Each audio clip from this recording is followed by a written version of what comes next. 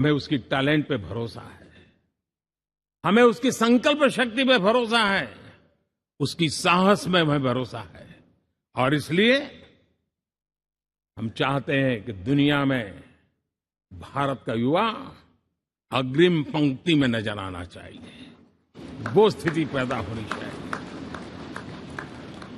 आज पूरी दुनिया को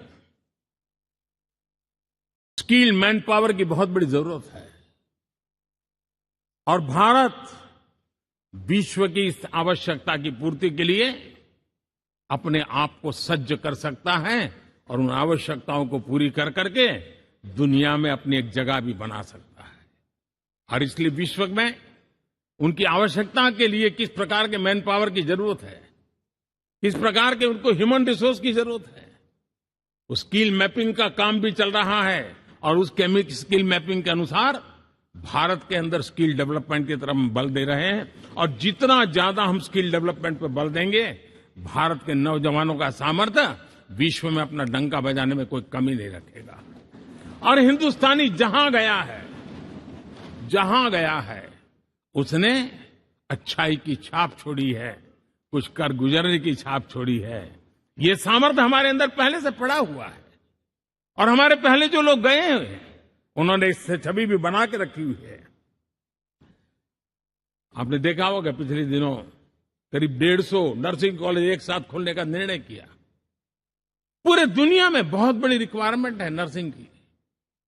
हमारी बहन, हमारी बेटियां, हमारे बेटे उस क्षेत्र में दुनिया में पहुंच सकते हैं, आसानी से पहुंच सकते हैं। पूरे विश्व की जरूरत है और ये तो मानवता का काम है जिसमें हम पीछे नहीं रहेंगे।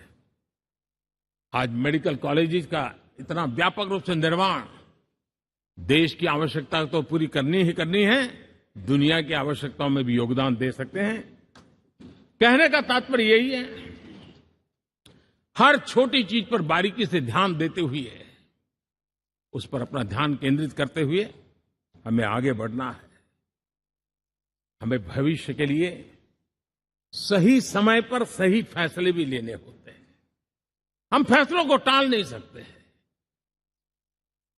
हम राजनीतिक लाभ नुकसान के गणा भाग के अंदर अपने आप को बंधित नहीं बना सकते हैं।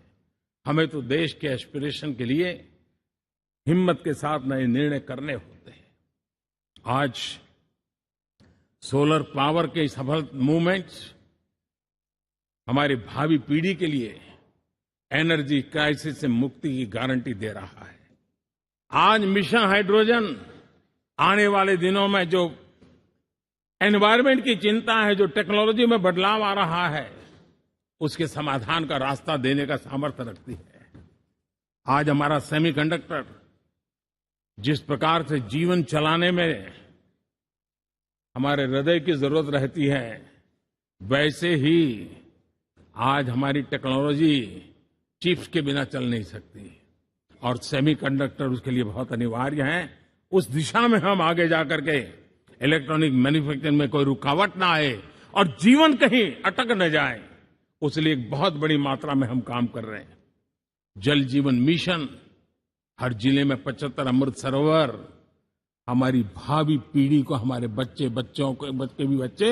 उनको कभी पानी के बिना तरसना न पड़े, इसकी चिंता हम आज कर रहे हैं।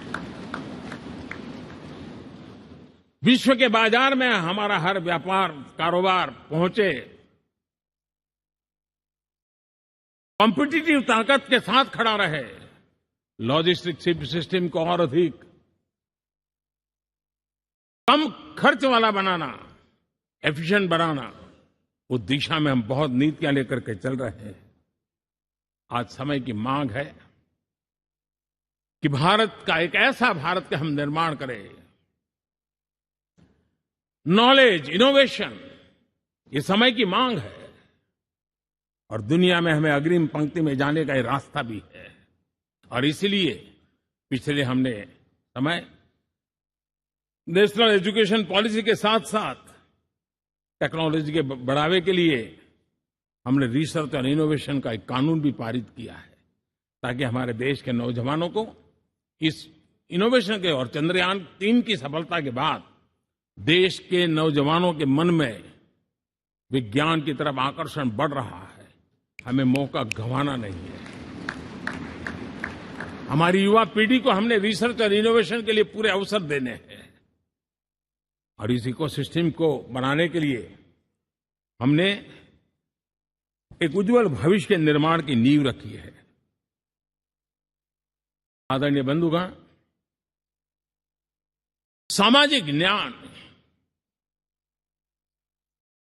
ये हमारी पहली शर्त है।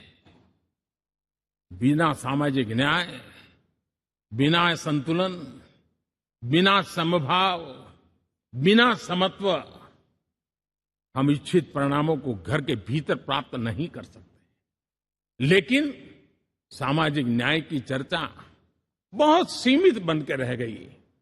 हमें उसको व्यापक रूप में देखना होगा। हम किसी गरीब को कोई सुविधा दें, किसी समाज में दबे कुचले व्यक्ति को कोई सुविधा दें, वो तो सामाजिक न्याय की एक प्रक्रिया है। लेकिन उसके घर तक पक्की सड़क बन जाए ना, वो भी सामाजिक न्याय के लिए उसको मजबूती देती है। उसके घर के नजदीक में बच्चों के लिए अगर स्कूल खुल जाए तो वो भी उसको सामाजिक न्याय की मजबूती देती है। उसको बिना खर्च अगर आरोग्य में समय की जरूरत पड़े वो मिले, तब जाकर के सामाजिक न्याय की मजबूती मिलती है। और इसलिए जिस प्रकार से समाज व्यवस्था में सामाजिक न्याय जरूरत है, वैसा ही राष्ट्र व्यवस्था में सामाजिक न्याय की आवश्यकता है। अब देश का कोई हिस्सा पीछे रह जाए, अविकसित रह जाए, ये भी सामाजिक न्याय के खिलाफ है। दुर्भाग्य से देश का पूर्वी इलाका, भारत का पूर्वी भाग जो समृद्धि से भरा हुआ है, लेकिन वहां के नौजवानों को रोजगार के लिए दूसरे इलाके में जाना पड़ रहा है। ये स्थिति हमें बदलनी है। हमारे देश के उस पूर्वी भाग को, इलाका को समृद्ध बना करके सामाजिक न्याय की मजबूती भी हमने देनी है। असंतुलित विकास, शरीर कितना भी स्वस्थ क्यों न हो, लेकिन एक उंगली को भी अगर लकवा मार गया है तो शरीर स्वस्थ नहीं माना जाता है। भारत कितना ही समृद्ध हो, लेकिन कोई अंग उसका दुर्बल रह जाए तो भारत समृद्धि में पीछे है, मानना पड़ेगा। और इसलिए हम सर्वांगीण विकास के पक्ष में, सामाजिक न्याय की उस ऊंचाई को प्राप्त करने के पक्ष में, दिशा में हमें आगे बढ़ना है। चाहे पूर्वी भारत हो, चाहे नॉर्थ ईस्ट हो, हमें उन चीजों को प्राप्त करना। और उसी लिए जो रणनीति कितनी सफल हुई है, 100 एस्पिरेशनल डिस्ट्रिक्ट पर विशेष काम किया, नौजवान अफसरों को लगाया गया, एक स्ट्रेटेजी बनाई गई। आज दुनिया उस मॉडल की चर्चा कर रही है।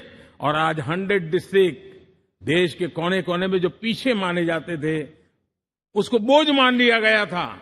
आज स्थिति ये बनी है कि वो